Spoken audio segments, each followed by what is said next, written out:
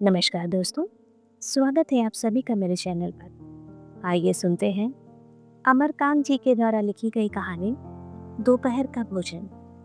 यह कहानी है एक ऐसे परिवार की जिस पर उस दिन मुसीबतों का पहाड़ टूट पड़ता है जब घर के एकमात्र कमाऊ सदस्य को नौकरी से निकाल दिया जाता है। हालात बहुत मुश्किल हो जाते हैं, इतने मुश्किल कि 2 जून का खाना जुटाना भी मुश्किल हो जाता है। इन परिस्थितियों में घर की एकमात्र महिला सदस्य घर के सदस्य को हताशा से बचाने के लिए एवं उनको जोड़े रखने के लिए क्या क्या प्रयत्न करती है, आइए सुनते हैं कहानी में।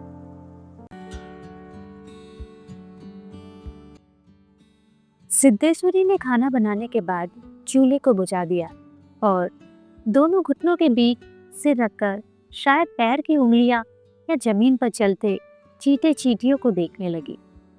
अचानक उसे मालूम हुआ कि बहुत देर से उसे प्यास लगी है। वह मतवाले की तरह उठी और गगरे से लोटा भर पानी लेकर गटगट चढ़ा गई। खाली पानी पीने से उसके कलीजे में लग गया और वह हाय राम कहकर वहीं जमीन पर लेट गई।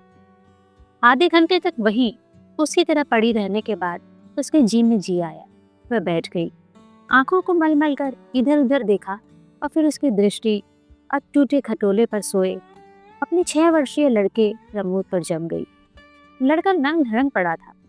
उसके गले तथा छातियों की हड्डियां साफ दिखाई देती थी। उसके हाथ पैर बासी ककड़ियों की तरह सूखे तथा बेजान पड़े थे और उसका पेट खंजिए की तरह फूला हुआ था। उसका मुख खुला हुआ था और उस पर अनगिनत मक्खियां उड़ रही थी। वह उठी, बच्चे के मुंह पर एक फटा गंदा ब्लाउज डाल दिया और 1 आध मिनट सुन्न खड़ी रहने के बाद बाहर दरवाजे पर जाकर किवाड़ की आड़ से गली निहारने लगी। 12 बज चुके थे। धूप अत्यंत तेज थी और कभी 1-2 व्यक्ति सिर पर तौलिया या गमछा रखे हुए या मजबूती से छाता ताने हुए कुर्ती के साथ लपकते हुए सामने से गुजर जाते। 10-15 मिनट तक वह उसी तरह खड़ी रही। फिर उसके चेहरे पर व्यग्रता फैल गई और उसने आसमान तथा कड़ी धूप की ओर चिंता से देखा। 1-2 क्षण बाद उसने सिर को किवाड़ से काफी आगे बढ़ाकर गली की छोर की तरफ निहारा तो उसका बड़ा लड़का रामचंद्र धीरे धीरे घर की ओर सरकता नजर आया। उसने फुर्ती से एक लोटा पानी ओसारे की चौकी के पास नीचे रख दिया और चौके में जाकर खाने के स्थान को जल्दी जल्दी पानी से लीपने पोतने लगी। वहां पीढ़ा रखकर उसने सिर को दरवाजे की ओर घुमाया ही था कि रामचंद्र ने अंदर कदम रखा। रामचंद्र आकर धम से चौकी पर बैठ गया और फिर वहीं बेजान सा लेट गया। उसका मुंह लाल और चढ़ा हुआ था। उसके बाल अस्त व्यस्त थे और उसके फटे पुराने जूतों पर गर्द जमी हुई थी। सिद्धेश्वरी की पहले हिम्मत नहीं हुई कि उसके पास आए और वहीं से वह भयभीत हिरनी की भांति सिर उचका घुमाकर बेटे को व्यग्रता से निहारती रही। किंतु लगभग 10 मिनट बीतने के पश्चात भी जब रामचंद्र नहीं उठा तो वह घबरा गई। पास जाकर पुकारा, बड़कू भड़कू, लेकिन उसके कुछ उत्तर न देने पर डर गई और लड़के की नाक के पास हाथ रख दिया। सांस ठीक से चल रही थी। फिर सिर पर हाथ रखकर देखा, बुखार नहीं था। हाथ के स्पर्श से रामचंद्र ने आंखें खोली। पहले उसने माँ की ओर सुस्त नजरों से देखा, फिर झट से उठ बैठा।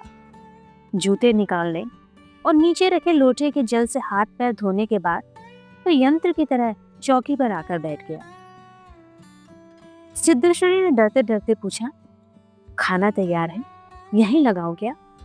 रामचंद्र ने उठते ही प्रश्न किया, बाबूजी खा चुके? सिद्धेश्वरी ने चौके की ओर भागते हुए उत्तर दिया, आते ही होंगे। रामचंद्र पीढ़े पर बैठ गया। उसकी उम्र लगभग 21 वर्ष की थी।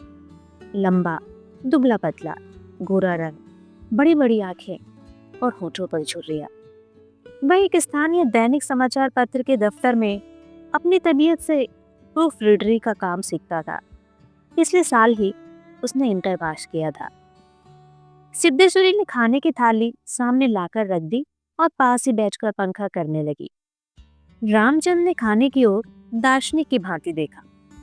कुल 2 रोटियां, भर कटोरा पनियाई दाल और चने की तली तरकारी, रामचंद ने रोटी के टुकड़े को निगलते हुए पूछा, मोहन कहाँ है?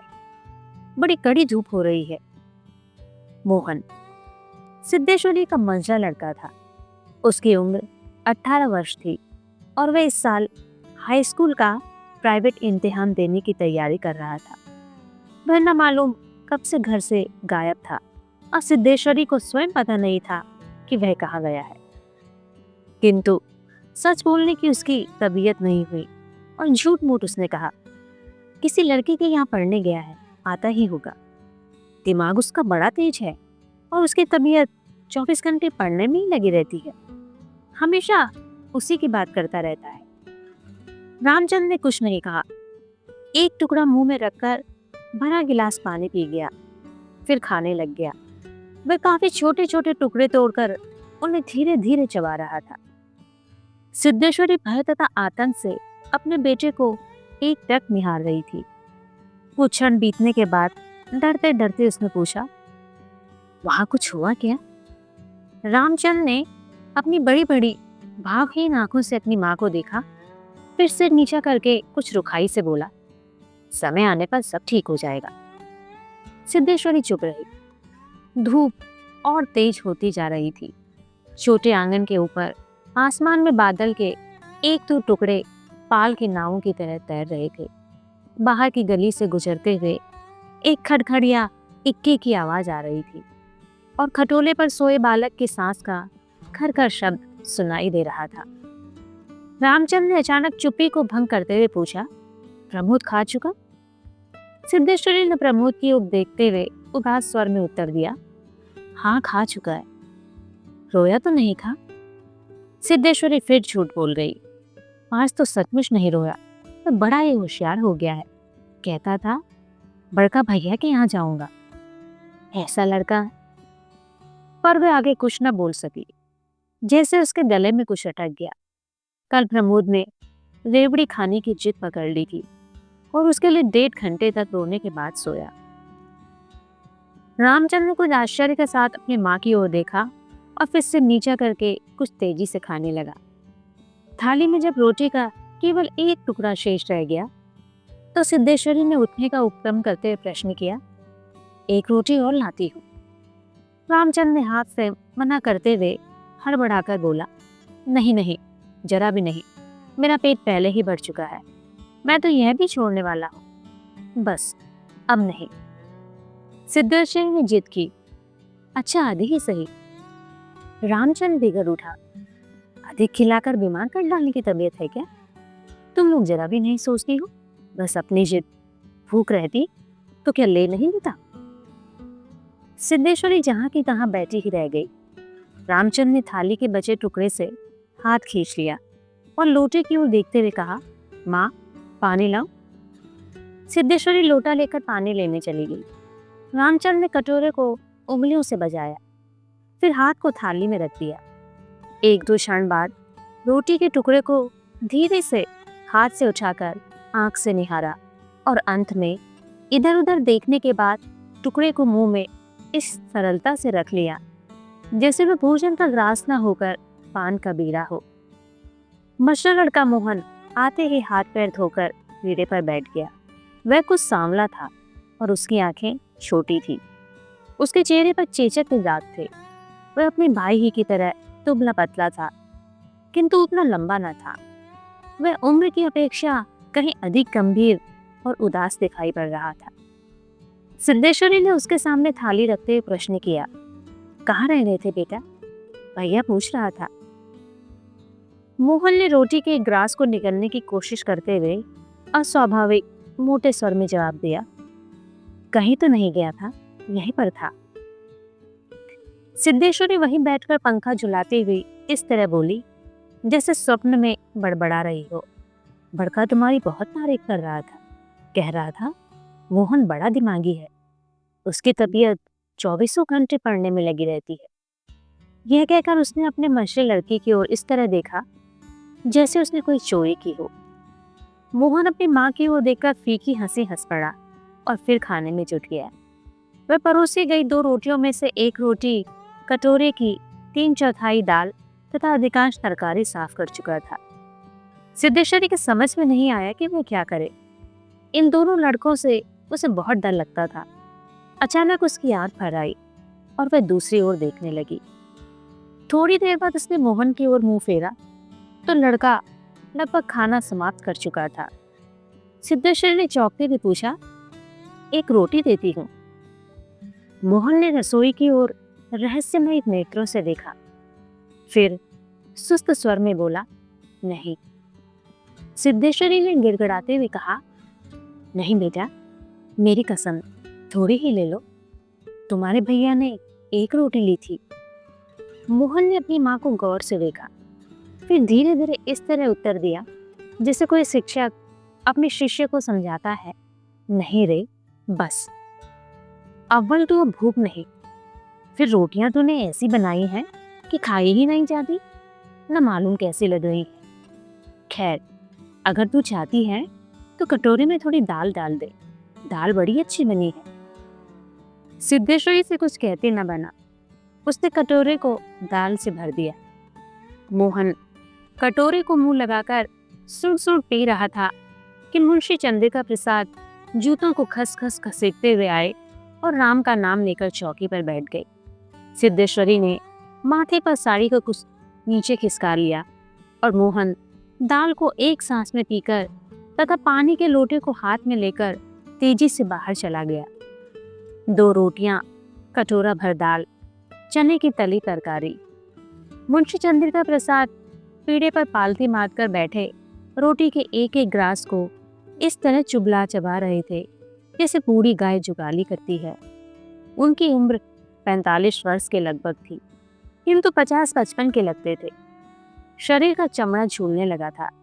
गंजी खोपड़ी आईने की भांति चमक रही थी। गंदी धोती के ऊपर अपेक्षाकृत कुछ साफ बनियान तार तार लटक रही थी। मुंशी जी ने कटोरे को हाथ में लेकर दाल को थोड़ा सुड़कते हुए पूछा, बड़का दिखाई नहीं दे रहा? सिद्धेश्वरी की समझ में नहीं आ रहा था कि उसके दिल में क्या हो गया है, जैसे कुछ काट रहा हो। पंखे को जरा और जोर से घुमाती हुई बोली, अभी अभी खाकर काम पर गया है, कह रहा था कुछ दिनों में नौकरी लग जाएगी। हमेशा बाबूजी बाबूजी किए रहता है। बोला, बाबूजी देवता के समान है। मुंशी जी के चेहरे पर कुछ चमक आई। शर्माते हुए पूछा, ऐ क्या कहता था कि बाबूजी देवता के समान है? बड़ा पागल है। सिद्धेश्वरी पर जैसे नशा चढ़ गया था। उन्माद के रोगिणी की भांति बड़बड़ाने लगे, पागल नहीं है, बड़ा होशियार है, उस जमाने का कोई महात्मा है। मोहन तो उसकी बड़ी इज्जत करता है। आज कह रहा था कि भैया के शहर में बड़ी इज्जत होती है, पढ़ने लिखने वालों में बड़ा आदर होता है, और बड़का तो छोटे भाइयों पर जान देता है। दुनिया में यह सब कुछ सह सकता है, पर यह नहीं देख सकता कि उसके प्रमोद को कुछ हो जाए। मुंशी जी दाल लगे हाथ को चाट रहे थे। उन्होंने सामने की ताक की ओर देखते हुए हंसकर कहा, बड़का का दिमाग तो खैर काफी तेज है, वैसे लड़कपन में नटखट भी था, हमेशा खेल कूद में लगा रहता था। लेकिन यह भी बात थी कि जो सबक में उसे याद करने को देता था, उसे याद करके रखता था। असल तो यह है कि तीनों लड़के काफी होशियार है, प्रमोद को कम समझती हो?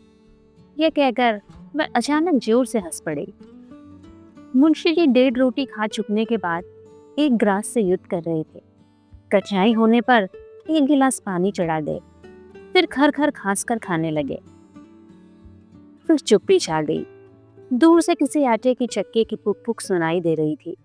अब पास की नीम के पेड़ पर बैठा कोई पंडूक लगातार बोल रहा था। सिद्धेश्वरी की समझ में नहीं आ रहा था कि क्या कहे। वह चाहती थी कि सभी चीजें ठीक से पूछ ले, सभी चीजें ठीक से जान ले, और दुनिया की हर चीज पर पहले की तरह धैर्य से बात करे, पर उसकी हिम्मत नहीं होती थी। उसके दिल में जाने कैसा भय समाया हुआ था। अब मुंशी जी इस तरह चुपचाप दुबके हुए खा रहे थे जैसे पिछले 2 दिनों से मौन व्रत धारण कर रखा हो और उसको कहीं जाकर आज शाम को तोड़ने वाले हो। सिद्धेश्वरी से जैसे नहीं रहा गया, बोली, मालूम होता है अब बारिश नहीं होगी। मुंशी जी ने एक क्षण के लिए इधर उधर देखा, फिर निर्विकार स्वर में राय दी, मक्खियां बहुत हो गई हैं। सिद्धेश्वरी ने उत्सुकता प्रकट की, फूफा जी बीमार हैं, कोई समाचार नहीं आया? मुंशी जी ने चने के दानों की ओर इस दिलचस्पी से दृष्टिपात किया जैसे उनसे बातचीत करने वाले हो। फिर सूचना दी, गंगाशरण बाबू की लड़की की शादी तय हो गई है, लड़का एमए पास है। सिद्धेश्वरी हठात चुप हो गई। मुंशी जी भी आगे कुछ नहीं बोले। उनका खाना समाप्त हो गया था और वे थाली में बचे कुचे दानों को बंदर की तरह बीन रहे थे। सिद्धेश्वरी ने पूछा, बड़का की कसम, एक रोटी देती हूँ, अभी बहुत सी है। मुंशी जी ने पत्नी की ओर अपराधी के समान तथा रसोई की ओर कनखी से देखा। तत्पश्चात किसी खुटे उस्ताद की भांति बोले, रोटी रहने दो, पेट काफी भर चुका है। अन्न और नमकीन चीजें से तबीयत ऊब भी गई है, तुमने व्यर्थ में कसम धरा दी। खैर, कसम रखने के लिए ले रहा हूँ, गुड़ होगा क्या? सिद्धेश्वरी ने बताया कि हंडिया में थोड़ा सा गुड़ है। मुंशी जी ने उत्साह के साथ कहा, तो थोड़े गुड़ का ठंडा रस बना दो, पी लूंगा।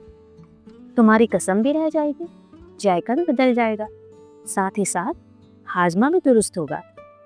हाँ, रोटी खाते खाते नाक में दम आ गया है, यह कहकर वे ठहाका मारकर हंस पड़ी। मुंशी जी के निपटने के पश्चात सिद्धेश्वरी उनकी जूठी थाली लेकर चौके की जमीन पर बैठ गई। बटलोल की दाल को कटोरे में उड़ेल दिया, पर वह पूरा भरा नहीं। छिपुली में थोड़ी सी चने की तरकारी बची थी, उसे पास खींच लिया। रोटियों की थाली को भी उसने पास खींच लिया। उसमें केवल एक रोटी बची थी, मोटी, भद्दी और जली। उस रोटी को वह जूठी थाली में रखने ही जा रही थी कि अचानक उसका ध्यान ओसारे में सोए प्रमोद की ओर आकर्षित हो गया। उसने लड़के को कुछ देर तक एकटक देखा, फिर रोटी को 2 बराबर टुकड़ों में विभाजित कर दिया। एक टुकड़े को तो अलग रख दिया और दूसरे टुकड़े को अपनी जूठी थाली में रख लिया। तदोपरांत एक लोटा पानी लेकर खाने बैठ गई। उसने पहला ग्लास मुंह में रखा ही था कि तब न मालूम कहां से उसकी आंखों से चप चप आंसू चूने लगे। सारा घर मक्खियों से भनभन कर रहा था। आंगन की अलगनी पर एक गंदी साड़ी टंगी थी जिसमें पैबंद लगे हुए थे। दोनों बड़े लड़कों का कहीं पता नहीं था। बाहर के कोठरी में मुंशी जी औंधे मुंह होकर निश्चिंता के साथ सो रहे थे, जैसे 1.5 महीने पूर्व मकान किराया नियंत्रण विभाग की कलरकी से उनकी छटनी ना हुई हो और शाम को उनको काम की तलाश में कहीं जाना ना हो। अभी आपने सुनी लेखक अमरकांत जी के द्वारा लिखी गई कहानी दोपहर का भोजन। कहानी आपको कैसे लगी कमेंट सेक्शन में लिखकर अवश्य बताएं। और अगर आपने अभी तक मेरे चैनल को सब्सक्राइब नहीं किया है तो सब्सक्राइब अवश्य कर लें। मिलते हैं फिर एक नई कहानी के साथ एक नई वीडियो में। धन्यवाद।